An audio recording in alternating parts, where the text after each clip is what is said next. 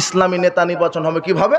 দেশের 10 জন পরহেজগার লোক, যোগ্য লোক এক টেবিলে বসে একটু চিন্তা করবেন কাকে নেতা বানানো যায়, কে নেতা হবে, কে নেতা হবে, দেশে কে পরহেজগার তাকওয়াশীল ব্যক্তি আছে, চিন্তা করে করে একটা ঘোষণা দিবেন, হ্যাঁ অমুক লোক পরহেজগার পাওয়া গেছে, একে আমরা নেতা হিসেবে দেখতে চাই। 10 জন লোক ঘোষণা দিয়ে দিবে আমরা অমুককে বাংলাদেশের নেতা হিসেবে দেখতে চাই। 1 সেকেন্ড লাগলো নেতা নির্বাচন হতে। বুঝেননি কথা?